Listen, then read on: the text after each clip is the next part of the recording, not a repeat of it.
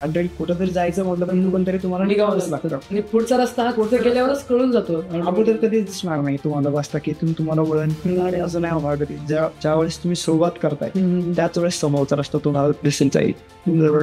Customer आला तर त्याला कुठं ना कुठं आपल्याला घेता आलं पाहिजे. मीन्स त्याला कस्टमर प्रोडक्ट क्वालिटीवरती घेता आलं पाहिजे किंवा प्राइसिंग वरती घेता आलं पाहिजे किंवा प्रोडक्ट व्हरायटीजवर घेता आलं पाहिजे. म्हणजे तो कस्टमर वापस नाही गेला पाहिजे, आपल्याला बिझनेस काढता आला पाहिजे, बिझनेस काढता आला पाहिजे. एखादी गोष्ट जर करायची ठरवली माणसाने फक्त ज्यावेळेस आपण त्यासाठी पुश होतो की मला ही गोष्ट करायची पण रस्ते नसतात, ऍक्च्युली आपण ज्यावेळेस त्यावर ऍक्शन घेतो त्यावेळेस रस्ते आपोआप सापडून जातो. त्यामध्ये असं नाही हे होतं सर, कॉन्सेप्ट रन होतो की ब्रँड कुठलाही असो, समोरचा माणूस कुठलाही असो, नाव काही असो किंवा किती भारी मार्केटिंग असो, कस्टमर त्याच्या पैशाच्या हिशोबानं बघतो पण कस्टमर त्याच्या स्वतःचा विचार करतो. बरोबर, तर त्याला ती व्हॅल्यू नाही भेटली त्याच्या प्रोडक्टनुसार सर्व्हिसनुसार तर तो रिपीट कुठल्याही प्रकारे येत जा. त्यांच्यासोबत जी क्वालिटी त्यांची तीच क्वालिटी देऊन तुम्ही रेट कमी करू शकता किंवा मग त्यांच्यापेक्षा चांगली क्वालिटी देऊन रेट वाढवू शकता. म्हणजे तुम्ही कस्टमर इथून काढू शकता. हा, कस्टमर आपण काढू शकतो, बस ते काढता आले पाहिजे आपल्याला. शिक्षण जरी नाही केलं तर व्यवसाय करा, त्या गोष्टी भरपूर साऱ्या आणि भरपूर सारे मोठे मोठे लोक याला पुश करतायत. पण कुठेतरी हा एक कॉन्सेप्ट तुमच्या डोक्यात तुम्हाला कसं वाटतं की एक फ्लेक्झिबिलिटी तिथं तयार झालेली असं नाही. मी इथं जर असं झालं की माझं 2 लाखाचं रॉ मटेरियल नाही, माझं 1 लाख अजून पडलेले, जर मी अजून 1 लाख यामध्ये वाढवले तर मला अजून यामध्ये जे बाकीचं रॉ मटेरियल घेतोय त्यामध्ये माझी कॉस्ट अजून कमी मिळेल. मी जे बल्कमध्ये घेतोय, सॉफ्ट ड्रिंक इंडस्ट्रीमध्ये असो, कोल्ड ड्रिंक इंडस्ट्रीमध्ये असो, जे बिग प्लेयर्स आहेत, कॅम्पाकोला, पेप्सी असो, हे सगळी गोष्टी याच्यामध्ये आहेत. बरोबर, तर हे डिस्ट्रीब्युशन नेटवर्कवरती खेळतात. कोकाकोलाचा जो डिस्ट्रीब्युशन नेटवर्क आहे तो कोपऱ्यात पोहोचलेला आहे. पेप्सीचा बी सेम तसंच आहे. आणि कॅम्पाकोला आता बिल्ड करतो 2022-20 पासून. सेम थिंग सर मॅन्युफॅक्चरिंग मध्ये जेव्हा तुम्ही बेवरेजेस मध्ये आहेत, याच्यामध्ये मेन थिंग डिस्ट्रीब्युशन येणं, हे तुम्ही कस्टमर पर्यंत पोहोचणार कसं आणि कस्टमर त्याला परचेस कसं करणार हे तुम्ही काय प्लॅन केलं. तर आज आपल्यासोबत आहेत Ram Kadam sir, J K Patil tandoori chai, mister MBA वाला, mister MBA Vadewale and chai and MBA बेवरेजेसचे फाउंडर आहेत. सर तुम्ही कसे आहात? बस मजेत सर. Okay, done. तर सर आपण आज हा जो पॉडकास्ट आहेत ना, तुम्ही 3 तुमचे स्टार्टअप्स आणि व्हेंचर्स चालू आहेत, 2 फूड इंडस्ट्रीमध्ये, तिसरा पण फूड इंडस्ट्रीमध्ये पण थोडं मॅन्युफॅक्चरिंग मध्ये. बरोबर, तर ह्याबद्दल आपण चर्चा करणार आहे, जेणेकरून जे नवीन एंटरप्रेन्योर्स आहेत जे करतायत त्यांना फूड इंडस्ट्रीचं आणि मॅन्युफॅक्चरिंग इंडस्ट्रीचं थोडं नॉलेज भेटेल. तर सर आपण सुरुवात करूया तुमच्या जर्नी पासून की तुमचा व्यवसायाचा प्रवास करून सुरू झाला आणि कसं तुम्ही एवढे 3 व्हेंचर्स पर्यंत पोहोचले. तर सर हा जो प्रवास सुरू झालेला आहे हा ज्यावेळेस मी MBA करायचो, ज्यावेळेस मी MBA ला ऍडमिशन घेतलं त्याच वेळेस जरा बिझनेसचं वेळ डोक्यामध्ये गेलं होतं. काय असतं की सुरुवातीला ज्यावेळेस माणूस बिझनेस डायरेक्ट नाही सुरू करू शकत, अगोदर काहीतरी अनुभव पाहिजे किंवा जे आपण मराठी माणसाचं म्हणतो ना की आपल्याला अगोदर जॉब करायला पाहिजे आणि त्यानंतर आपण बिझनेस केला पाहिजे. तर ह्या गोष्टीकडे थोडासा कल राहिला माझा, पण अगोदर बिझनेस हे घरच्या परिस्थितीमुळे मी स्टार्ट नव्हतो करू शकत. सुरुवातीला ज्यावेळेस MBA मध्ये मी परस्युइंग होतो, ज्यावेळेस मी MBA चालू होतो सेकंड इयरला असतानाच मला कोलगेट पाल्मोलिव्ह मध्ये जॉब लागला, जो की मी मुंबई या ठिकाणी जॉब होता. तिथं जॉब केला मी साधारण 1.5 वर्ष. पण त्यानंतर मग जॉब झाल्याच्या नंतर मी हा व्यवसाय सुरू केला 9 डिसेंबर 2020 मध्ये. हा व्यवसाय सुरू झाल्याच्या नंतर एक छोट्या टपरीमध्ये व्यवसाय सुरू केला त्यावेळेस मी. लासूर स्टेशन मध्ये जे शिवना हॉस्पिटल आहे त्याच्या शेजारी एक जवळपास काहीच नव्हतं पेशंटसाठी, ती एक नीड ओळखून तिथं हा व्यवसाय सुरू केला. साधारण 6 ते 7 महिने 1 वर्षभर मी तिथं व्यवसाय चालवला आणि एक ग्रिप मिळाली मला त्यासाठी वरतून. माझी क्वालिटी लोकांपर्यंत मी पोहोचवली. मी पार्सल सुविधा चालू केल्या. जे काही पेशंट तिथं असायचे, पेशंटसाठी काय हवं काय नको, म्हणजे त्यांना एखाद्याला जर लागलं दूध नाही माझ्याकडे तर मी त्यांना दूध बनवून दिलं, एखाद्याला चहा हवाय, साखरेचा हवाय तर त्यांना साखरेचा चहा, गुळाचा चहा, असं करत करत मी माझा फॉर्म्युला पण त्याच वेळेस डेव्हलप केला आणि लोकांना ह्या गोष्टी आवडल्या. लोकांना जसं आवडत गेलं आणि त्यावेळेस जे आहे ते गुळाच्या चहाचं हे मार्केट खूप वाढलं. लोकांमध्ये जो फॅड आहे तो फॅड खूप जास्त वाढत गेला. तर मग मी गुळाच्या चहाचा फॉर्म्युला एक वेगळा डेव्हलप केला, साखरेचा एक वेगळा केला आणि जे शॉपची माझी लोकेशन आहे ती चांगल्या जागेवरती घेऊन गेलो, म्हणजे जिथे नेहमी रश वगैरे असणार, जिथे गर्दी वगैरे असणार, जिथून मला कस्टमर एकापेक्षा जास्त मिळतील आणि नवीन कस्टमर माझ्यापर्यंत येऊन पोहोचेल या अनुषंगाने मी तिथं एक सावंगी चौक म्हणून आहे लासूर स्टेशनमध्ये, तिथं या जागेवरती माझे हॉटेल घेऊन गेलो. साधारण 1 ते 1.5 वर्ष मी म्हणजे कोणताही फ्रँचायझी कन्सेप्ट न ठेवता फक्त हॉटेल व्यवस्थित चालवलं, स्वतःला तिथं डेव्हलप केलं. एक फ्रँचायझी मॉडेल म्हणून एक त्याला व्यवस्थित डेकोरेट केलं, ब्रँड वगैरे व्यवस्थित तयार केला. त्यानंतर मी फ्रँचायझी मॉडेलकडे वळालो. आणि सुरुवातीला जी मी फ्रँचायझी दिली ही फ्री ऑफ कॉस्ट केली. म्हणजे माझ्या डोक्यात फक्त त्यावेळी हेच होतं की मला फक्त माझ्या फ्रँचायझी वाढवायच्या आहेत, या कारणामुळे मी ते केलं होतं. तर मग त्याच्या अगोदर मला हे सांगा, फ्रँचाईज कडे वळण्याच्या अगोदर तुम्ही पाल्मोलिव्ह मध्ये जॉब केली होती, किती दिवस केले होते? मी कोलगेट पाल्मोलिव्ह मध्ये जॉब केला साधारण 1-1.5 वर्ष. 1.5 वर्ष मी जॉब केला. काय तुमचं त्यासाठी मी मार्केटिंग आणि सेलिंगसाठी माझा तो जॉब होता. तिथं पूर्ण डेंटिस्ट वगैरे भेटायला लागायचं, म्हणजे कंटिन्यू मी बाहेरच असायचो. बाहेर असल्यामुळे बरंच नेहमी सर्चिंग मध्ये राहायचं की कोणता बिझनेस आहे की जिथे मी करू शकतो, किती माझ्याजवळ कॅपिटल किती आहे, ते कॅपिटल मधून मी कोणता बिझनेस माझा स्टार्ट होईल, हे नेहमी सर्चिंग मध्ये असायचं. आणि त्यावेळेस फ्रँचायझी हा कन्सेप्ट खूप ग्रो करत होता. जो सुरुवातच तिथं झाली होती. ज्यावेळेस आपण जर बघितलं चहाच्या हॉटेलमध्ये 2018, 19, 20चा हा जो काळ आहे, 19 पर्यंत 20 पर्यंत, तो खूप बूम झालेली या मार्केटमध्ये, खूप वरती आला होता. प्रत्येक जण फ्रँचायझी कन्सेप्ट मागे पळायला लागला होता. आणि ही गोष्ट एक लक्षात आली, कुठेतरी एक कस्टमरची नीड लक्षात आली. आणि त्यानंतर मी हा बिझनेस करण्याचं त्यावेळी ठरवलं होतं. आणि हे सगळं मार्केटमध्ये फिरूनच लक्षात आलं, ना की कोणताही हा जो रिसर्च झाला पूर्ण मार्केटमध्ये फिरल्याच्या नंतरच रिसर्च झालेला आहे. त्यानंतर मग ह्या क्षेत्रामध्ये मी पाऊल ठेवलं. ओके. आणि मग फर्स्ट टाइम तुमचं पाटील तंदुरीच्या ह्याचं व्हेंचर होतं का? फर्स्ट टाइम जे व्हेंचर झालं हे पाटील कॅन्टीन या नावाने झालं होतं शिवण हॉस्पिटल जवळ. त्यानंतर त्याला काहीतरी मॉडिफाय करायचं. ज्यावेळेस मी हॉटेल शिफ्ट केली नवीन लोकेशनवरती, त्यावेळेस काहीतरी नवीन नाव देण्याचा विचार केला आम्ही. म्हणजे पूर्ण ग्रुप जो मित्रांचा फ्रेंड सर्कल आहे त्यामध्ये या गोष्टीवर चर्चा झाली की यावरती काय करता येईल अजून, पाटील नावा व्यतिरिक्त आपण काय करू शकतो. कारण ऑलरेडी पाटील नाव मार्केटमध्ये कुठेतरी एक्झिस्ट होतं, बऱ्याचशा फ्रँचायझी म्हणा किंवा बऱ्याच लोकांनी नाव दिलेलं. या व्यतिरिक्त अजून काय करता येईल. तर मग आम्ही असं ठरवलं की MBA झाले तर पाटील तंदुरीच्या मिस्टर MBA वाला, अशी आपण तिथून सुरुवात करूया.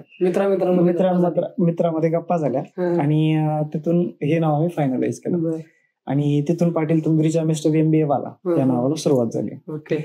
आणि साधारण 1 ते 1.5 वर्ष साधारण रन केलं त्यावरतीच. म्हणजे अजूनही बऱ्याचशा फ्रँचायझी ज्या आहेत त्या पाटील तंदुरीच्या मिस्टर MBA वाला या नावाने सुरू आहेत. पण पाटील नावाला कुठेतरी लिमिटेशन यायला लागल्या मला थोड्याशा. मग यामध्ये अजून काहीतरी मॉडिफाय करायचा असा एक विचार केला नावामध्ये. पण जास्त मॉडिफिकेशन न करता थोडंसं काहीतरी मॉडिफाय त्यामध्ये करूयात आणि दुसरं काहीतरी नाव ठेवूयात, जेणेकरून सगळ्यांसाठी ते ऍप्लिकेबल होईल. तर मग आम्ही मिस्टर MBA वडेवाला आणि चहा हे नाव ठेवलं. म्हणजे ते पूर्ण सगळ्या लोकांसाठी, एका समाजासाठी न राहता सगळ्यांसाठी ते नाव होईल आणि अडचण कोणालाच येणार नाही. यामुळे आम्ही मिस्टर MBA वडेवाला आणि चहा हे नाव फायनल केलं. हे सेकंड चालू केलं. अच्छा, मग तुम्ही 1.5 वर्ष फक्त ब्रँच आणि इथूनच रन केलं का सगळं? जे काही 1.5 वर्ष जे रन केलं हे आपण लासूर म्हणजे या मेन ब्रँच वरतूनच रन केलं. आणि जे काही त्यावेळेस बऱ्याचशा गोष्टीचं नॉलेज नव्हतं. नॉलेज म्हणजे इन द सेन्स कोणतं की ऍक्च्युअली फ्रँचायझी रन होते कशी, त्यानंतर त्यासाठी लागणारे डॉक्युमेंट, त्यासाठी लागणारे बरेचसे जे ट्रान्सपोर्टेशनचे जे इश्यू आहेत, या गोष्टी जोपर्यंत ऍक्च्युअल आपण फील्डमध्ये जात नाही ना तोपर्यंत या गोष्टी आपल्याला माहित नाही. मग खूप सारे दिवस त्यामध्ये गेला, बऱ्याचशा चुका झाल्या. त्यानंतर या गोष्टी समजायला लागल्या किंवा समजल्या, नंतर एक डायरेक्शननी सुरू झालं. मग फर्स्ट फ्रँचाइज कधी सेल केली, कधी उतरलं तुम्ही फ्रँचाइज? फर्स्ट फ्रँचायझी ही 8 सप्टेंबर 2022 मध्ये दिली. कुठे दिलं तुम्ही? इथं लासूरमध्येच दिली होती, डोंगराव रोडला. साधारण एक 3 ते 4 किलोमीटरचा डिस्टन्स होता आपल्या मेन ब्रँच पासून. आणि ज्यावेळेस आपण सुरुवात केली होती फ्रँचायझी द्यायला, त्यावेळेस फ्रँचायझी पूर्ण फ्री ऑफ कॉस्ट दिली होती. आपण कोणत्याही एकही रुपया फ्रँचायझीचा चार्ज न करता दिली होती. त्यामुळे कन्सेप्ट असा होता की जे मी करतोय किंवा ज्या परिस्थितीतून मी इथपर्यंत पोहोचलोय, माझ्यासारखे असे बरेचसे लोक आहेत की त्यांना ऍक्च्युली स्वतःचा बिझनेस सुरू करायचा पण त्यांच्याकडे कॅपिटल नाही आहे. मग कमी कॅपिटल मध्ये कोणता व्यवसाय सुरू होईल? तर चहाचा व्यवसाय. कमी इन्व्हेस्टमेंट मध्ये खूप आपण त्यातून प्रॉफिट चांगला काढू शकतो. तर माझ्यासारखी मी हा विचार करून मग असं ठरवलं की आपण कोणत्याही प्रकारची फ्रँचायझी फीस चार्ज करायची नाही. जसे आपले आहेत, जसे मी आहे, तसे आपल्यासारखेच मार्केटमध्ये खूप सारे लोक आहेत की त्यांना पण या क्षेत्रामध्ये येण्याची संधी किंवा व्यवसाय करण्याची संधी मिळाली पाहिजे. त्याचा कुठेतरी आपण एक डायरेक्शन देऊया त्या गोष्टीला, किंवा कुठेतरी आपण त्यांना हे सगळ्या गोष्टी अवेलेबल करून देऊयात फ्री ऑफ कॉस्ट. किंवा बाहेर जर बघितलं आपण तर एक 25 लाख 30 लाखापर्यंत आहेत. कोणी 1 लाख घेते, कोणी 50,000 घेते, कोणी 10 लाख घेते. तर एवढा सगळा खर्च करणं बऱ्याचशा लोकांना नाही अफोर्डेबल होत. हा खर्च त्यांच्यासाठी म्हणजे खूप मोठा आहे, यापर्यंत त्यांचा विचार पण नाही जात. मग आपण काय करतोय की साधारण 50,000 ते 1 लाखापर्यंत तुमचं बजेट आहे ना, तर या बजेटमध्ये आपण कशी हॉटेल सुरू करू शकतो. तिथून तुम्ही महिन्याला कसं 30,000 40,000 50,000 60,000, एखादं लोकेशन चांगलं असेल तर 1 लाखापर्यंत तुमचा कसा तिथून बिझनेस ग्रो होईल, कसे तुम्ही एक अमाऊंट तिथून काढून आणू शकता. तर असं एक लोकेशन आम्ही बघायचो आणि अशा मुलांना त्यांना सपोर्ट मी करायचो. तर साधारण जो 5 ते 6 फ्रँचायझी आम्ही फ्री ऑफ कॉस्ट केल्या. पण त्याचे साईड इफेक्ट पण मला बघायला मिळाले खूप सारे. त्याच्यामध्ये सिरियसनेस कमी असतो. आणि दुसरी गोष्ट अशी, एखादी गोष्ट जर आपल्याला फ्री मिळते तर समोरच्याला त्याची व्हॅल्यू नाही राहत. ती गोष्टी एक आयडेंटिफाय झाली. त्यानंतर आम्ही परत डिसिजन घेतला, कुठंतरी आपल्याला या गोष्टीचे चार्ज करायला लागते. तोपर्यंत समोरच्याला त्याचं हे नाही राहणार, व्हॅल्यू नाही राहणार. नाही तर मग आम्ही सुरुवातीला 11,000 ठेवले. 11,000चे मी 21,000 केले. आता जी फ्रँचायझी मॉडेल आपण रन करतोय, मिस्टर एमबीए वडेवाला आणि पाटील तंदुरीच्या मिस्टर एमबीए वाला, हे 21,000 रन करतोय. याला कारण फक्त एकच की कमी पैशामध्ये हा एक बिझनेस सुरू होतोय.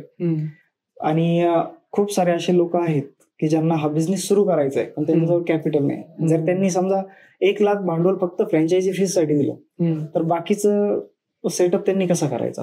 कारण एखादा शॉप जर रेंटनी घ्यायचंय तर त्याचं 1 लाख डिपॉझिट कमीत कमी द्यायला लागतं. त्याला 15 ते 20,000पर्यंत त्याचं रेंट जात आहे. हा कॅपिटल खूप सारं बघितलं तर पूर्ण हॉटेल सेटअप करता करता 2 ते 2.5 लाखापर्यंत जाते. एवढं कॅपिटल समोरच्याला नाही मॅनेज होत. खूप सारे असे लोक आहेत म्हणजे कॅपिटल मॅनेज करणं माहित नाही अजून किंवा मॅनेज नाही होत. त्यांच्यासाठी आपला हा कॉन्सेप्ट आहे की तुम्ही 21,000 घ्या. 21,000 मध्ये पण आपण डिवाइड करतो की 10,000 आता 10,000 नंतर, किंवा त्यामुळे समोरच्याला सोपं जातं. आणि एक साधारण 1.5 लाखापर्यंत आपलं पूर्ण सेटअप रेडी होऊन हॉटेल सुरू होतं. म्हणजे यामध्ये असं पण आहे ना सर की प्रत्येकाची टार्गेट ऑडियन्स वेगळी आहे. तुमची ऑडियन्स ही आहे आणि भरपूर सारे जण त्या ऑडियन्सला बी ट्रॅक करताय. फक्त तुम्ही ह्या लोकांची नीड बघताय कारण की ह्या लोकांना ह्या गोष्टीमध्ये प्रॉब्लेम येतात, तर तुम्ही यांना त्या सवलती देवा किंवा ते सॉल्व्ह करताय तुम्ही प्रॉब्लेम. राईट. तर मग तुम्ही आता हे 2 तुम्ही हे बनवले मॉडेल, तर मग आता यांच्या तुमच्या टोटल किती शाखा आहेत? सर आपल्या टोटल शाखा आता 23 झाल्या आहेत. हे कुठे कुठे आहेत? आपल्या शाखा या संभाजीनगर, वाळूस, अमरावती, नागपूर, अलिबाग, नवी मुंबई आणि छत्रपती. बाकीच्या ज्या आहेत ते छत्रपती संभाजीनगरच्या सराउंडिंगला म्हणजे मेन ब्रँचच्या आजूबाजूला आहे. मेन ब्रँच आपल्या. आणि रिसेंटली जी गेली ती गुजरातमध्ये दिली आपण. गुजरातमध्ये दिसा म्हणून एक प्लेस आहे, लोकेशन आहे, तिथं माउंट आबूच्या शेजारी तिथं दिलंय. आता तुमचं मला हे सांगा सर की तुम्ही आता फ्रँचायझ मॉडेल बनवलं कसं? आता तुमच्या स्टार्टिंगला ह्या 23 फ्रँचायझीज तर तुमच्या सपोज गेल्यात एका प्रकारे तुम्ही सेल केलेत आणि तुमच्या इथपर्यंत तुम्ही ग्रो झालेत. तर एका कुठल्या तरी कॉन्सेप्टवरती मॉडेलवरतीच तुम्ही ग्रो झाले असणार. तर काय तुमचं बेसिक मॉडेल सांगा मला की तुम्ही कशा प्रकारे तुमचं फ्रँचायझ मॉडेल आहे आणि तुम्ही कशा प्रकारे रन करता? फ्रँचायझी मॉडेल म्हणजे सर कसं आहे, एखादी गोष्ट जर करायची ठरवली माणसाने, फक्त ज्यावेळेस आपण त्यासाठी पुश होतो की मला ही गोष्ट करायची, पण रस्ते नसतात. ऍक्च्युली आपण ज्यावेळेस त्यावर ऍक्शन घेतो त्यावेळेस रस्ते आपोआप सापडत जातात. तर झालं असं की ज्यावेळेस फ्रँचायझीचा हा कन्सेप्ट सुरू झाला त्यावरती खूप साऱ्या अडचणी वगैरे आल्या. जसं तुम्ही आता विचारलं की हा कन्सेप्ट कसा रन होतोय, तर यावरती काय करतोय मी सध्या, जे मेन ब्रँच आहे या लोकेशनलाच सगळं मटेरियल वगैरे मी सध्या बनवतोय. त्यासाठी भरपूर रॉ मटेरियल कुठून घ्यायचं, आपण बनवणार कसं, आपला फॉर्म्युला जो डेव्हलप झाला याला वाढवायचं कसं, यामध्ये अजून व्हरायटी आणायच्या कशा, या सगळ्या गोष्टी मी स्वतःच बघतो. इथूनच त्या सगळ्या गोष्टी आपण पुढे फ्रँचायझीसाठी पाठवतोय. तुम्ही म्हणजे मेन गोष्ट ही तुमची टेस्ट वगैरे वरती देश आहे. बरोबर. कारण तुम्ही रॉ मटेरियल्स बनवताय आणि ती युनिक गोष्ट आहे म्हणजे त्या गोष्टीवरतीच आय थिंक तुमच्या फ्रँचायझी सेल होते असं आहे. सर जे काही आहे फक्त हे 21,000 आपण फक्त जस्ट फॉर्मॅलिटी किंवा असं म्हणा की समोरच्याला त्या गोष्टीची सिरियसनेस बिल्ड करण्यासाठी यासाठी घेतोय आपण. बरोबर. आता राहिली गोष्ट सेकंड थिंग की क्वालिटीचा. त्या क्वालिटीवरती सर सगळ्यात जास्त मी काम करतो की तुमची जर क्वालिटी असेल तुमच्याजवळ तर कस्टमर रिपीट होईल. तुम्ही खूप सारा देखावा करा, कस्टमर एकदा येईल. जर तुमची क्वालिटीच नसेल तर कस्टमर खूप सारा देखावा करून त्या गोष्टीचा फायदा होणार नाही. तर यावेळेस होतं काय, ज्यावेळेस तुम्ही क्वालिटी बिल्ड करताना त्यावेळेस कस्टमर ते स्वतः डबल येईलच, त्याच्या सोबत अजून 2 जण घेऊन. हा, यामध्ये असून एक हे होतं सर, कॉन्सेप्ट रन होतं की ब्रँड कुठलाही असो, समोरचा माणूस कुठलाही असो, नाव काही असो किंवा किती भारी मार्केटिंग असो, कस्टमर त्याच्या पैशाच्या हिशोबाने बघतो आणि कस्टमर त्याच्या स्वतःचा विचार करतो. तर त्याला ती व्हॅल्यू नाही भेटली त्याच्या प्रोडक्टनुसार, सर्व्हिसनुसार, तर तो रिपीट कुठल्याही प्रकारे जात नाही. तो कस्टमर चेंज होतो किंवा डायव्हर्ट होऊन जातो. आता चहाचा एक कन्सेप्ट जर बघितला सर तर कसं आहे माहितीये का, चहा हा रनिंग आयटम हा खूप म्हणजे 90% किंवा 80% आपण असं बघू की विचार नाही केला जात. बस मला चहा घ्यायचा आहे, विचार नाही करत की आज मी सकाळी विचार करतो की मला चहा घ्यायला दुपारी जायचंय, असं कधीच नाही होत.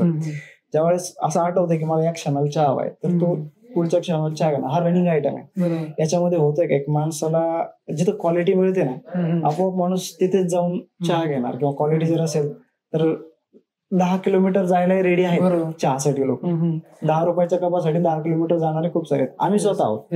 ज्यावेळेस मी हा बिझनेस सुरू केला नव्हता, ज्यावेळेस आम्ही कॉलेजमध्ये असायचो तर तिथं चहा आवडल्याच्या नंतर आम्ही 10 किलोमीटर जायचो चहा घ्यायला.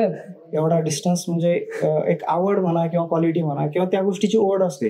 चहाची तलपच अशी आहे की माणसाला ओढ दिसते. असं इमोशन्स कनेक्ट असतात, खूप सारे फिलिंग असते, एनर्जी असते, इमोशन्स आहे तुमच्या, पूर्ण ज्या गप्पा होणार कन्सिडर तिथं असते. म्हणजे एक ते मीडियम आहे आणि त्या चहा म्हणजे त्याच्या आजूबाजूला बाकीच्या गोष्टी घडत राहतात असं म्हणायला काही हरकत नाही. ओके. तर सर आतापर्यंत तुमच्या 23 ब्रँचेस. तर सर आता तुम्ही इथं जर थांबणार नाही तर तुम्हाला भरपूर काही ग्रो करायचं. तर तुम्ही सर MBA बेव्हरेजेस च्या अंडरच सगळ्या गोष्टी येतात जसं की. तर तुमचा आता फ्युचर प्लॅन काय? फक्त 2 व्हेंचर्स, MBA बेव्हरेजेस वरती आपण नंतर घेऊया. हे जे 2 व्हेंचर्स आहेत तुमचे, पाटील तंदुरी चहा मिस्टर MBA वाला आणि MBA वडेवाले आणि चायचं, याच्या तुमचे काय स्ट्रॅटेजीज की तुम्हाला आता इन फ्युचर तुमचे गोल्स काय आणि ते तुम्ही कुठल्या स्ट्रॅटेजीज नुसार अचीव्ह करणार आहेत? सर मी एक टार्गेट ठेवून चालतोय सध्या. जे रन करतोय मी सध्या मेनली जे मिस्टर MBA वडेवाले आणि चहा हे रन करतोय. तर याचे गोल्स असे ठेवलेले आहेत सर मी की मला एकाच ब्रँच मध्ये किंवा एकाच हॉटेलमध्ये मला पूर्ण एक प्रोडक्ट लाईन हवी आहे. जसं मी नावातच दिलंय मी मिस्टर MBA वडेवाले आणि चहा, म्हणजे त्या ठिकाणी तुम्हाला वडे पण मिळणार, तुम्हाला चहा पण मिळणार.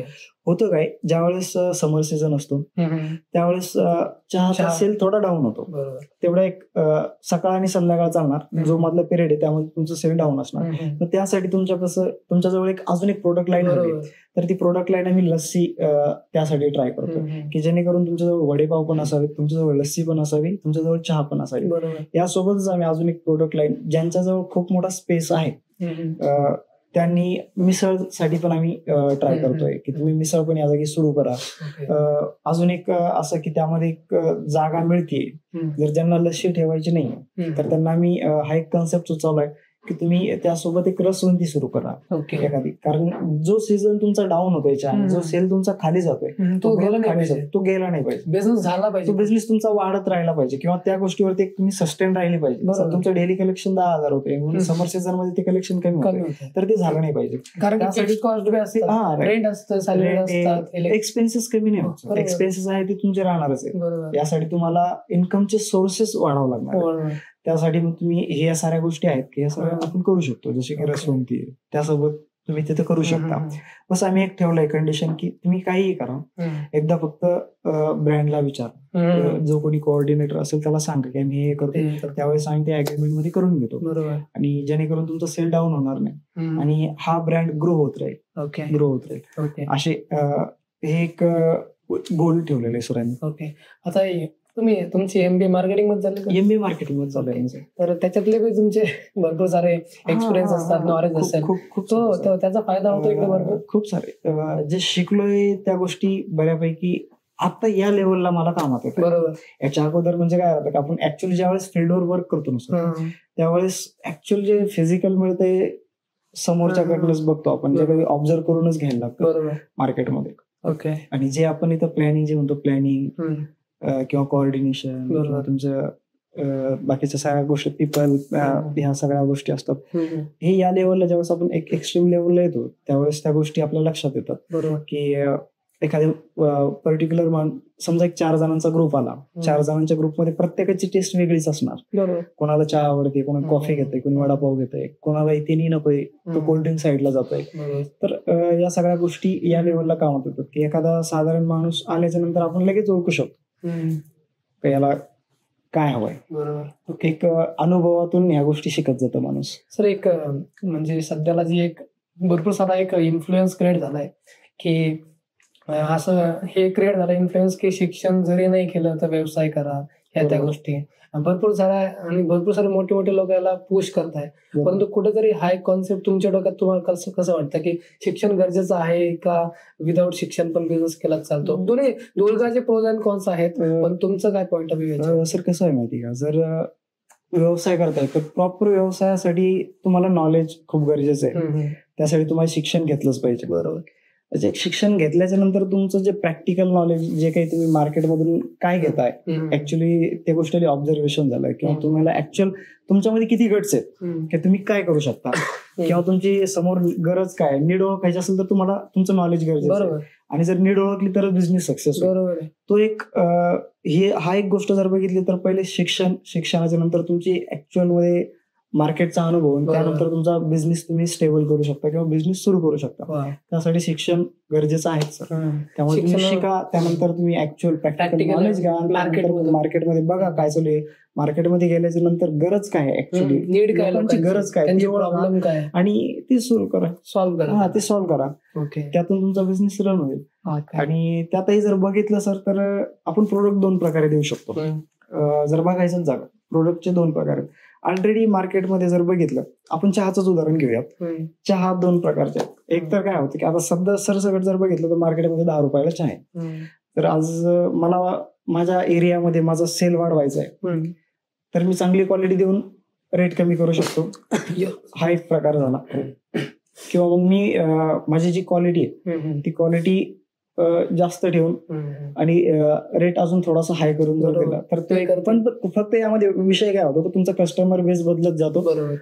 फक्त आपण ज्या लोकल मार्केटमध्ये राहतोय, जे आपलं मार्केटमध्ये आपण बिझनेस सुरू करतोय, चहाचाच म्हणा, तर त्यामध्ये आपण लोकांची नीड ओळखून आपण ती प्राइस रेंज ठरवली पाहिजे. आणि आपण मार्केटमध्ये कसं ऍज जे कॉम्पिटिटर आहे त्या कॉम्पिटिटर पेक्षा आपण लवकर कसे तिथून वरती येऊ शकतो, इथं ते एक कॉम्पिटिटर अपडेट म्हणा किंवा एक त्याविषयी प्लॅनिंग म्हणा, तो आपण तयार केला पाहिजे. बरोबर. म्हणजे एक स्टार्टिंगला कस्टमरची नीड काय हे ओळखली पाहिजे, कस्टमरची नंतर त्याचं तो किती पे करू शकतो ते आपल्या स्पेसिफिक प्रोडक्ट करता. आपण काय कुठल्या लेवलचा प्रोडक्ट बनवलाय, त्याची प्राइस, नंतर प्राइस बघायची, नंतर कॉम्पिटिशन बघायचं की कॉम्पिटिशन सेम प्राइस सेम क्वालिटीचं किती प्राइस मध्ये देतोय, मग त्या तिघांचं कॉम्बिनेशन म्हणून आपण कसं चांगलं देऊ शकतो. तुम्ही ती त्यांच्यासोबत जी क्वालिटी त्यांची आहे तीच क्वालिटी देऊन तुम्ही रेट कमी करू शकता किंवा मग त्यांच्यापेक्षा चांगली क्वालिटी देऊन रेट वाढवू शकता. हे 2 गोष्टी आहेत. तुम्ही कस्टमर इथून काढू शकता. हा, कस्टमर आपण काढू शकतो, बस ते काढता आले पाहिजे आपल्याला. बरोबर. आणि काय करतायत तर खूप सारे जण आहेत. समजा आता चहा खूप सारे देत आहेत, पण आपण चहा कशी अजून वेगळ्या पद्धतीने कसा देता येईल आपल्याला, किंवा चहामध्ये अजून जास्त व्हरायटीज कशा आणून ठेवता येईल. प्रत्येक जण येतोय तर प्रत्येक जण गोळाची चहा तर नाही पिणार, मग एखाद्याला साखरेचा चहा हवाय, एखाद्याला कॉफी हवी आहे, तर मग आपल्या पैशी त्या व्हरायटी आहेत का. जो कस्टमर आपल्यापर्यंत येतोय तो रिटर्न तर नाही जाते ना, आपल्यापर्यंत थांबतोय ना. मग आल्याच्या नंतर मग त्याची कस्टमर नीड काय आहे, समजा एखाद्याला जर गोळाचा चहा नाही घ्यायचा आहे तर माझ्याजवळ साखरेचं पण आहे, साखरेचा नाही साखरेचा घ्यायचा माझ्याजवळ ब्लॅक टी पण आहे, ब्लॅक टी नाही माझ्याजवळ कॉफी पण आहे, नाही कॉफी घ्यायचा माझ्याजवळ दूध पण आहे. तुम्ही फक्त सांगा माझ्याजवळ काय, तर आपली ही प्रोडक्ट लाईन आपण वाढवली पाहिजे. कारण एक 10 रुपये संध्याकाळपर्यंत याचे 1000 होतात. बरोबर. म्हणजे कस्टमर आला तर त्याला कुठं ना कुठं आपल्याला घेता आलं पाहिजे. त्याला प्रोडक्ट क्वालिटीवरती घेता आलं पाहिजे किंवा प्राइसिंग वरती घेता आलं पाहिजे किंवा प्रोडक्ट व्हरायटीज वरती घेता आलं पाहिजे. म्हणजे तो कस्टमर वापस नाही गेला पाहिजे, आपल्याला बिझनेस काढता आला पाहिजे. बिझनेस काढता आला पाहिजे. आणि काय होईल की तुमचं सगळ्यात पहिले म्हणजे रिलेशन बिल्ड होईल. बरोबर. आणि आपली प्रोडक्ट लाईन आपल्या जवळ आहे, बरोबर. तर कस्टमर दुसरीकडे जाणार नाही. तर एखादा ग्रुप येतोय, प्रत्येक ग्रुपमध्ये जसं मी लास्ट टाइम तुम्हाला बोललो की ग्रुप 4 जणांचा आहे, तर 4 जणांची 4 वाटे 4 वेगवेगळ्या हव्यात.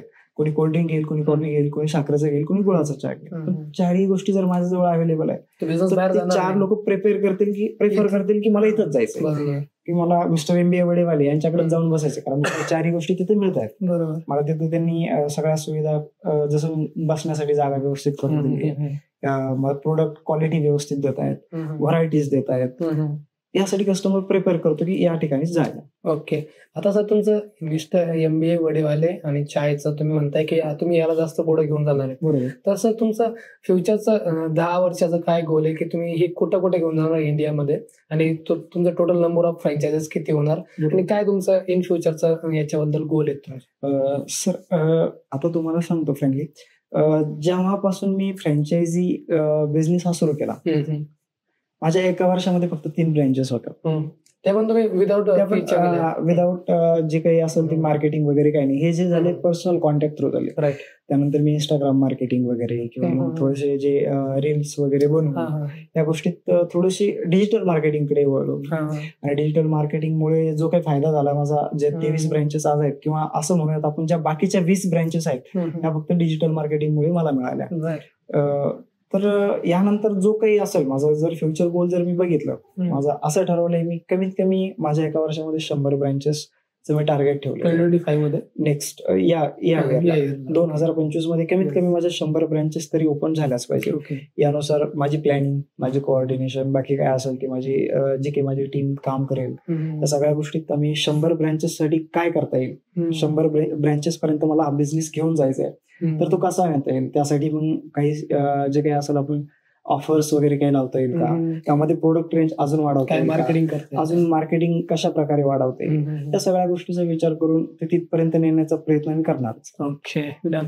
आता आपण MBA बेवरेजेस कडे वळूयात की तुम्ही जस्ट मॅन्युफॅक्चरिंग प्लांट टाकला, किती दिवस झाले त्याला? मॅन्युफॅक्चरिंग प्लांट सुरूच झालाय सर आता आपला. त्याचं नाव आपण MBA बेवरेजेस म्हणून ठेवलेलं आहे, जे की MBA सगळीकडे आपण सगळीकडेच लावलंय सर. ऍक्च्युली ते झालंय कुठेतरी, जे शिक्षण झालंय ते कुठेतरी आपण त्याचा एक असं म्हणा की ब्रँड बनवलाय MBA. ऍक्च्युली MBA हाच ब्रँड आहे, आपण फक्त त्यासोबत काम करतोय. Okay okay. आता MBA बेवरेजेस तुम्ही मॅन्युफॅक्चरिंग करताय का, प्रोडक्ट मॅन्युफॅक्चरिंग? आपण जे सॉफ्ट ड्रिंक मध्ये काम करतो सर MBA बेवरेजेस मध्ये. त्यामध्ये इनिशियली आपण जे आहेत ते 4 प्रोडक्ट बनवतोय. ओके. ज्यामध्ये असणार आहेत जिरा आहे, जिरा आपण 200 ml 300 ml मध्ये बनवतो.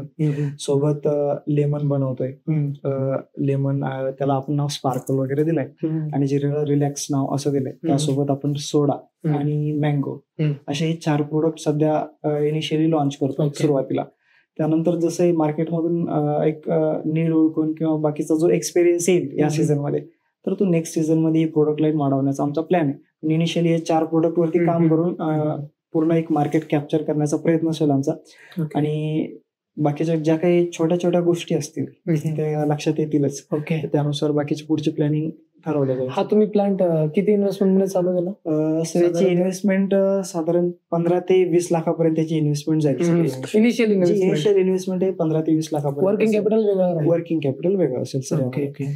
आणि यामध्ये कसं आहे, खूप ज्या गोष्टी, बॉटल आपण बाहेरून घेतोय, ज्याचं बॉटलचा खर्च वेगळा लागतोय, साधारण 3 ते 3.5 रुपये एका बॉटलसाठी चार्जेस द्यावे लागतात. जे बाकी रॉ मटेरियल असेल, जे लिक्विड वगैरे असेल, पावडर असेल, ते आपण बाहेरून परचेस करतोय. पाणी जे आहे, पाण्याचा थोडा प्रश्न आहे, पाण्याचा प्रश्न असेल तर मग बाहेरून घ्यावं लागणार, फिल्टर वगैरे पाणी. अशा खूप साऱ्या गोष्टी. तुम्ही आता 15 लाखामध्ये एक तुम्ही मॅन्युफॅक्चरिंगचा प्लांट बिल्ड करताय.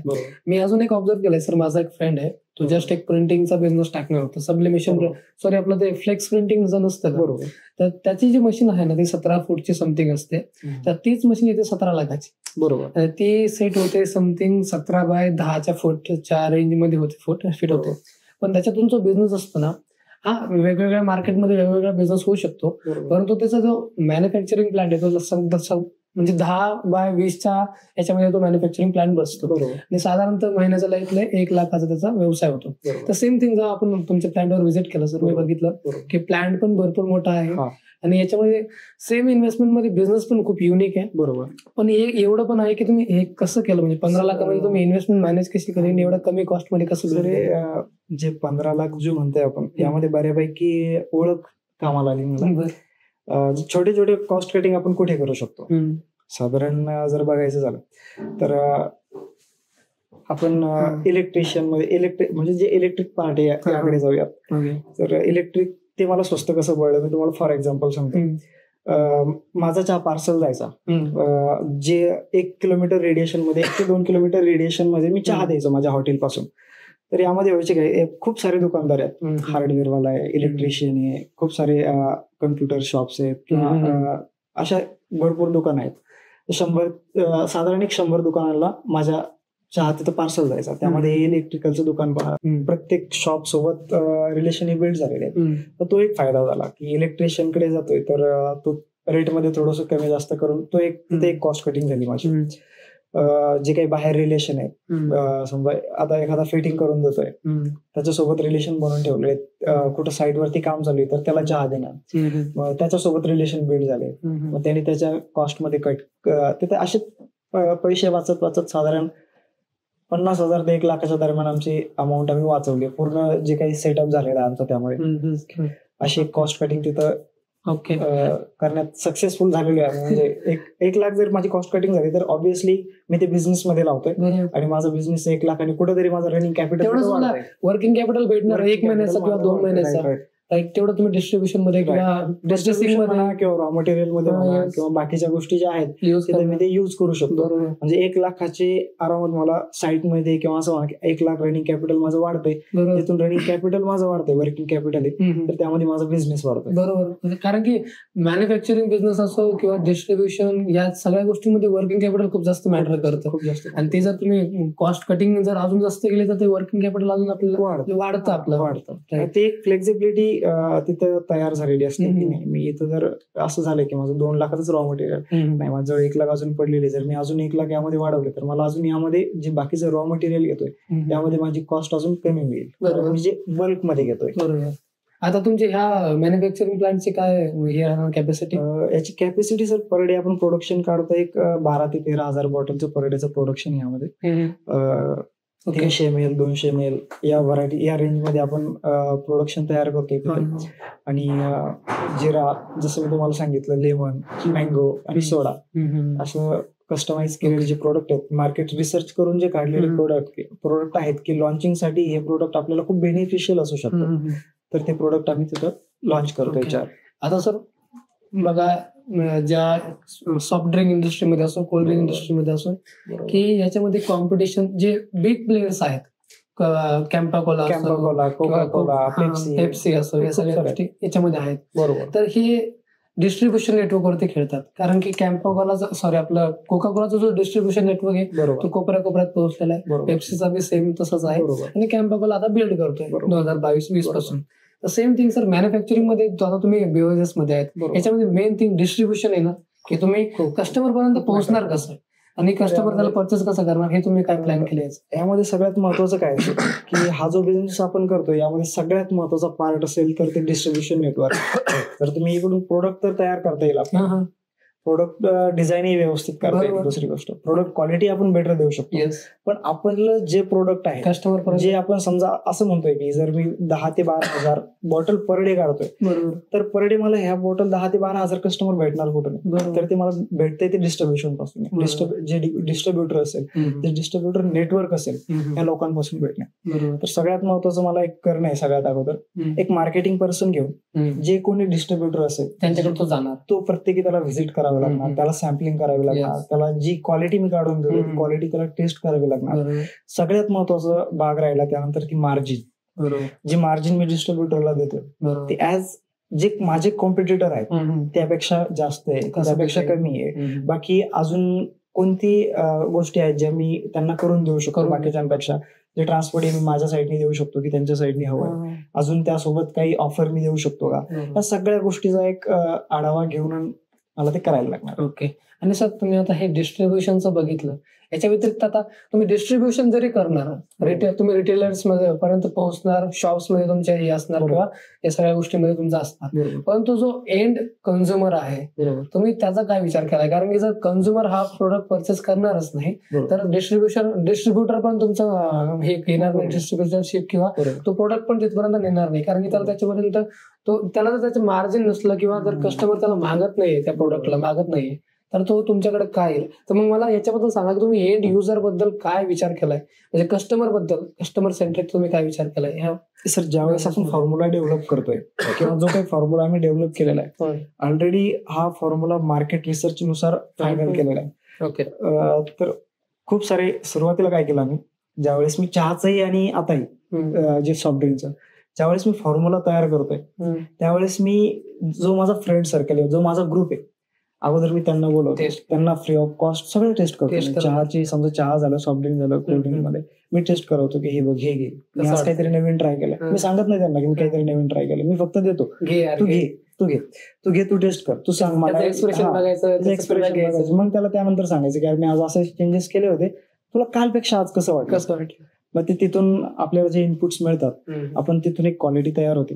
आणि दुसरी गोष्ट राहिली, ज्यावेळेस आपण डिस्ट्रीब्युटरला त्याचं मार्जिन डिसाईड करून देतो, जर बाकीच्यांपेक्षा मी डिस्ट्रीब्युटरला मार्जिन देतोय, ऑब्व्हियसली क्वालिटी देतोय, ऑब्व्हियसली मी क्वालिटी देतो. समजा असं ग्रेट क्वालिटी दिली, सपोज ऍक्च्युअली मी क्वालिटी देते. क्वालिटी दिल्याच्या नंतर दुसरी गोष्ट कोणती राहते, डिस्ट्रीब्युटर कशासाठी काम करतोय, पैसे मार्जिनसाठी काम करतोय. जर मी बाकीच्यांपेक्षा 10 रुपये मार्जिन त्याला जर एक्स्ट्रा काढून देतो, तो का बरं दुसऱ्यासाठी काम करतो, माझ्यासाठी का बरं काम करणार, खुश करेल तो. जर मी त्याला 10 रुपयेच देतोय तर ऑब्व्हियसली तो म्हणेल की ठीक आहे साहेब, मी या, तुम्ही मला माल टाका, मी तुमचं काम करतो. बरोबर. त्यामुळे जर माल समोर फ्रीजमध्ये फक्त MBA बेवरेजचाच माल दिसतोय, समोरच्याला जिराच घ्यायचा आहे किंवा त्याला लिंबू घ्यायचंय किंवा सोडा घ्यायचा आहे, त्याला मँगो घ्यायचंय, जर त्याला फक्त ऑप्शन हे 4च दिसतात, ते 4 मधूनच चूज करेल. आणि हे जे ऑप्शन अवेलेबल करायचं जे काम राहतं, हे डिस्ट्रीब्युटर करतात. त्यामुळे सगळ्यात महत्वाचं जे काम करणे या लाईनला हे फक्त डिस्ट्रीब्युटर वरती करणे. तर आपण क्वालिटी देतोय, आपली क्वालिटी कस्टमर पर्यंत जाते. जर कस्टमरला क्वालिटी आवडून कस्टमर रिपिटेशन तिथून होईल सर आपलं. राईट. जर कस्टमर रिपिटेशन झालं तर ऑब्व्हियसली ते डिस्ट्रीब्युटर पर्यंत येणार, डिस्ट्रीब्युटर पासून आपल्यापर्यंत येणार. एक सायकल चालू.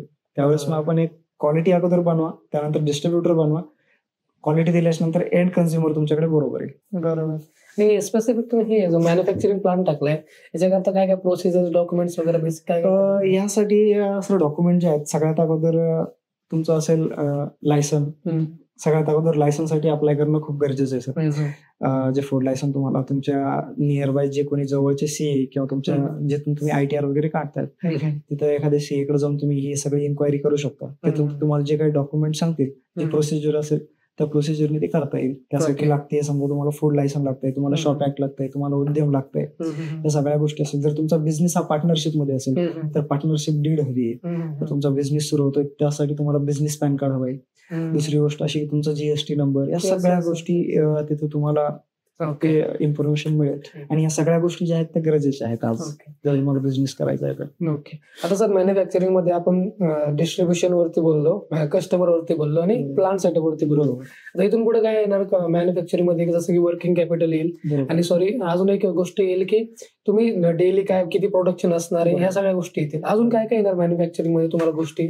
सर यामध्ये ज्यावेळेस आपण डेली मॅन्युफॅक्चरिंग करतोय, समजा काय असतं, खूप सारे एखाद्या ठिकाणी सिरप भरतोय, दुसऱ्या ठिकाणी ती बॉटल मध्ये सोडा भरतोय, म्हणजे सोडा फिलिंग एका ठिकाणी करतोय, त्यानंतर त्याला कॅपिंग वेगळ्या ठिकाणी होते, त्यानंतर त्याला लेबलिंग होईल, त्यानंतर जे काही असेल ते डेट कोडिंग वगैरे ते असेल, batch number, date coding, date, price, या गोष्टी तिथं प्रिंट होतील कन्व्हेअर वरती. त्यानंतर तुमचं जे असेल एक 24चा बॉक्स असेल, एका बॉक्समध्ये 24 बॉटल असेल तर ती बॉक्सची पॅकेजिंग तिथे समोर होईल.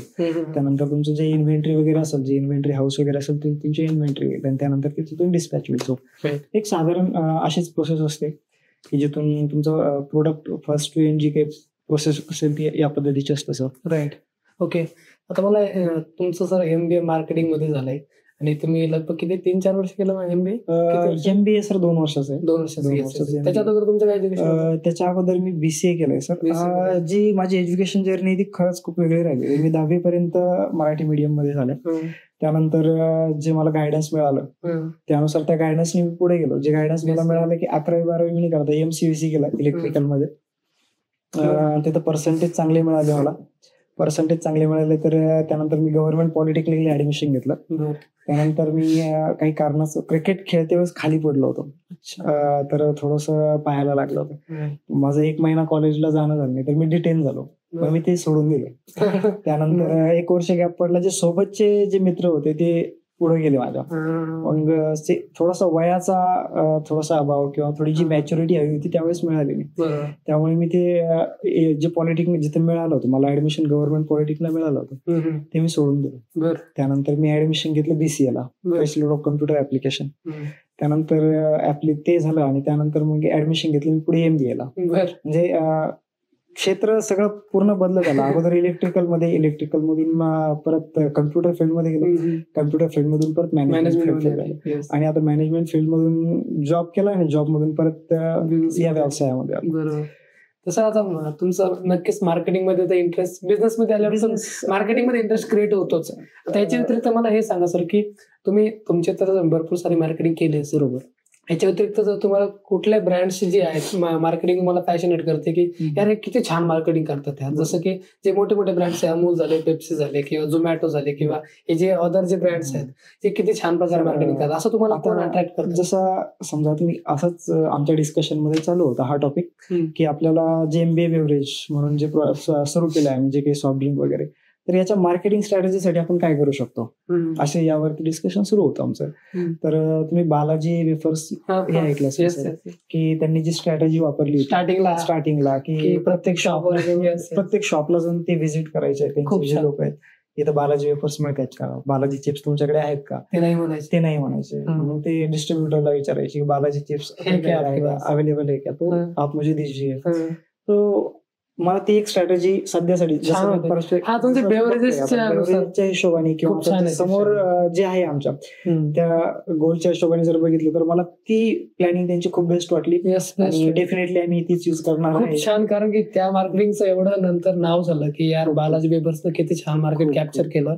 त्यांनी लगभग 20 ते 30 दिवस सेम त्या शॉपवर जायचे, एक शॉपवरती रिटर्न, म्हणजे जी व्हिजिट त्यांची मे बी खूप वेळेस एक 2 ते 3 दिवस किंवा 1 हप्ता त्यांनी ते रिटर्न चालू ठेवलं. बरोबर. आणि ते समोरच्या शॉपकीपरला लक्षात आलं की बालाजी वेफर समोरच्याला आवडलेत म्हणून तुम्हाला विचारतोय. बरोबर. मग यांनी काय केलं की मी डिस्ट्रीब्युटरला विचारलं की तुमच्याकडे बालाजी वेफर्स आहेत. बरोबर. हे असं एक मार्केट तयार होत गेलं आणि नक्कीच ही स्ट्रॅटेजी पण आमच्यासाठी काम करेल मी आशा ठेवतो. छान स्ट्रॅटेजी. आता स्टार्टिंगच्या लेवलला, कारण MBA बेवरेजेसला आय थिंक इनिशियल लेवलला ही स्ट्रॅटेजी करू शकतो सर आपण, कारण यासाठी खूप जास्त असा वेळ जाणार नाही, खूप जास्त असा खर्च होणार नाही.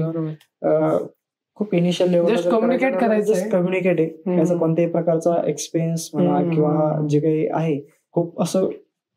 बरोबर. आणि तुम्ही डीप सायन्स जे म्हणतो आपण तसलं काही नाही, व्हिजिट करणे ना. आणि तुम्ही सर जे 2-3 आता तुमचे 3 हे वेंचर्स आहे याच्याकरता तुम्ही म्हणले आता मागे की तुम्ही डिजिटल मार्केटिंगचं आहे. बरोबर. इथून पुढे डिजिटल मार्केटिंग मी तुमच्या व्यवसायाला ग्रो करण्यासाठी वर्क करेल खूप सर.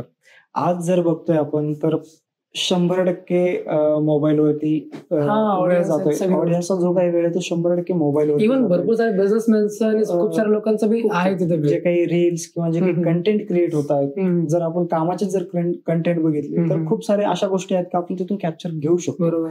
तर नक्कीच तुम्ही इंस्टाग्राम म्हणा, फेसबुक म्हणा, व्हॉट्सअप म्हणा, या डिजिटल प्लॅटफॉर्म असा आहे तुमचा की तुमच्या बिझनेसला 100 पट तुम्हाला वाढवू शकतो.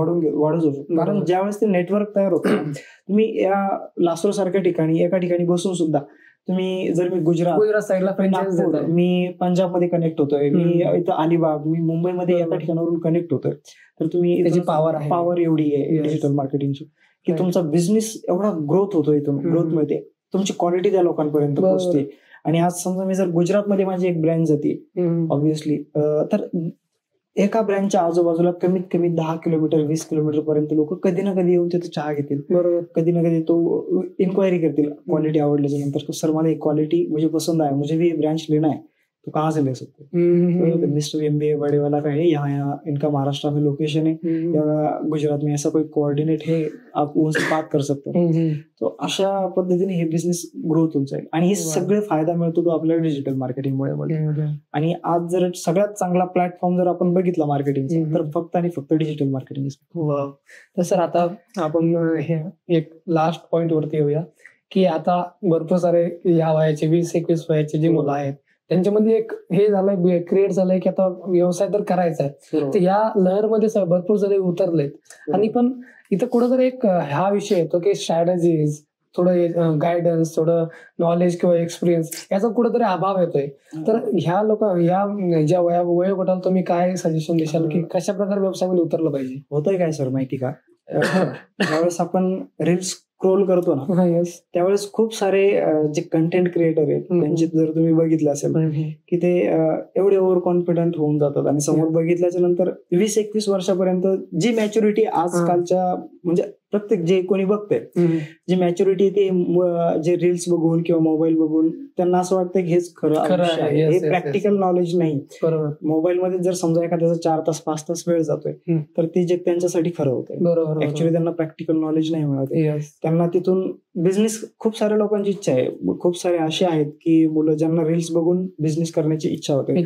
खूप सारे आपण चहाचे फ्रँचायझी म्हणा, कापड त्याच्या फ्रँचायझी म्हणा, या क्षेत्रात खूप सारे लोक आहेत की जे रील्स करून मोठे झाले, त्यांनी त्यांचे व्यवसाय सुरू केले आणि बाकीचे जे आहेत लोक त्यांना फॉलो करतात. पण त्यामागे सक्सेसफुल जो रेशो आहे हा खूप कमी आहे. सक्सेस रेशो कमी आहे आणि याच्यामध्ये आय थिंक मला असं वाटतं जे दाखवले जाते ते रियालिटीने दाखवले जाते. याच्यासाठी फक्त एक कोणाला तरी आवडतंय म्हणून आपण बनवतोय, त्यांना लाईक मिळतंय म्हणून आपण बनवतोय आणि बरेचसे लोक ते बघतात, त्यांना आवड ऍक्च्युली त्याविषयी, त्यामुळे ते बघू लागले आणि त्या तसंच बघितल्याच्या नंतर तसं वागण्याचा ते प्रयत्न, तसं राहणं. ऍक्च्युली तुमच्याजवळ आहे काही नाही पण तुम्ही खूप सारं दाखवण्याचा प्रयत्न करतात. पण तुमच्याजवळ जे आहेत मी ठेवलेलं ते राहत नाही. त्यामुळे तुम्ही इन्व्हेस्ट कुठे करणार किंवा ते कमावणार कसे? समजा जर माझ्याजवळ 1 लाख रुपये, तर 1 लाख रुपये जर मी दाखवण्यावरती खर्च करतोय तर माझ्याजवळ शिल्लक काही नाही राहत. पण मी माझ्याजवळ 1 लाख रुपये जर असताना माझं व्यवस्थित प्रॉपर प्लॅन नुसार मी एखादं शॉप सुरू करतोय, माझ्या 1 लाखातून पर डेला समजा मला 1,000ही मिळतात एखाद्या शॉपमध्ये किंवा चहाच्या व्यवसायामध्ये 1 लाख लावून मी 1,000 रुपये दिवसाला कमवतोय, तर त्याची 90-100 दिवसामध्ये त्याचे 1 लाखाला 1 लाख त्याची इन्व्हेस्टमेंट रिटर्न मिळते. त्याचे 1 लाख 1 लाख त्याची जी काही त्यांनी इन्व्हेस्ट केलेले आहेत ते तसेच आहेत. तिथून कंटिन्यू झालं 1,000 पर डे मिळतोय हा विचार नाही करत लोक. फक्त एकदा बिझनेस सुरू केला म्हणजे मी सक्सेसफुल झालो, अशा बऱ्याच खूप साऱ्या लोकांची अशी धारणा आहे. आणि तेव्हा अल्गोरिदम जो असतो सर इंस्टाग्रामचा तो पण खूप डेंजर आहे. आणि झालंय काय, लोकांना जे स्टँडर्ड एक असं वाटतं की जो मी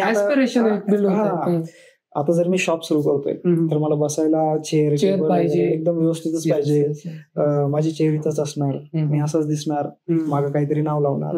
या गोष्टीमध्ये नको त्या गोष्टी भ्रमात जसं उतरतायत, या भ्रमात लोक खूप जास्त जातात. ऍक्च्युअल रियालिटी वेगळी. तर तुम्ही कस्टमरला तोच वेळ जो वेळ तुम्ही स्वतःवर खर्च करताय, कस्टमर सोबत इंटरॅक्ट करा, तुम्ही तोच खर्च एखाद्या शॉपवरती लावा, व्हरायटीज ठेवा, मार्केट रिसर्च करा. या गोष्टीवर जर तो वेळ खर्च झाला किंवा तो पैसा जर खर्च झाला तर ऑब्व्हियसली तो बिझनेस ग्रो होईल. किंवा ऑफर्स लावा, काहीतरी नवीन, बाकीच्यांपेक्षा काहीतरी नवीन तुमच्या ग्रोथवर फोकस करा. एक तर तुम्ही कॉम्प्युटर अपडेट घेऊन स्वतः काय करता येईल, बाकीच्यांपेक्षा वेगळं तुमच्याकडे काय आहे, जेणेकरून बाकीचा जो कस्टमर तुमच्याकडे येईल, तुमच्याकडे बाकीच्यांपेक्षा ऑफर चांगल्या आहेत का, तर आहे, मग कस्टमर तुमच्याकडे येतोय. बाकीच्यांपेक्षा क्वालिटी जर तुमच्याकडे चांगली मिळते कस्टमर दुसरीकडे जाणार नाही. कस्टमर सोबत तुम्ही रिलेशन बिल्ड व्यवस्थित केले तर कस्टमर दुसरीकडे डायव्हर्ट होऊ शकत नाही. ह्या गोष्टी खूप छोट्या छोट्या मॅटर करतात. आणि रील्स बघून होतंय काय की ज्या खूप सारे जे यंग जनरेशन आहे त्यांना असं वाटतंय की खालच्या लेवलचं किंवा ग्राउंड लेवलचं काम करायला, ग्राउंड लेवलचं म्हणजे काय म्हणताय इन द सेन्स दुसऱ्याकडनं काम, म्हणजे मी शॉप सुरू करतोय, मी चेअरवर बसेल, माझ्या हाताखाली माणसं काम करतील, हा एक कन्सेप्ट बिल्ड होत चालला.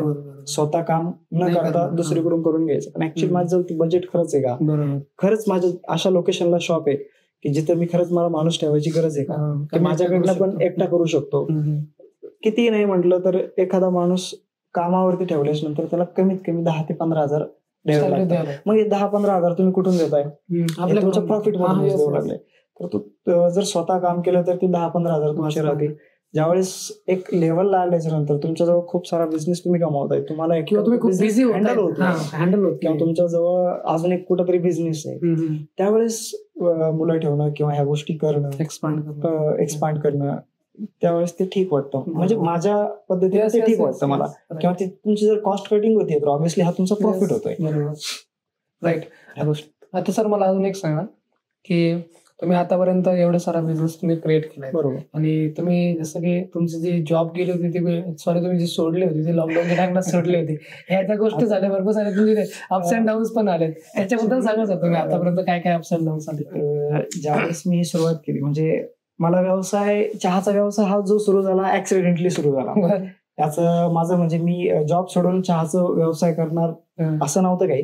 ऍक्च्युअली मला व्यवसाय करायचा होता, पण चहाचा व्यवसाय करायचा हे फिक्स म्हणजे ठरवलेलं नव्हतं. मी कुठेतरी दुसरं जे आपण लाकडी तेलखाना, म्हणजे मी ऍक्च्युअली मुंबईत जॉब करायचो त्यावेळेस मी सर्च करायचो की काय करता येईल मला. तर माझ्याजवळ 1 लाख, 1.5 लाख, 2 लाखापर्यंत माझं बजेट आहे, मी करू शकतो 2 लाख मॅनेज. तर ह्या 2 लाखामध्ये मी कुठून मला असा बिझनेस मिळेल की जिथून पर डे मी 1,000 रुपये, 2,000 रुपये, 3,000 मी कमवू शकेल. ऍक्च्युअली मी तो विचार जॉबला असताना तसा करायचो, कारण मला त्या पटीत पगार होता.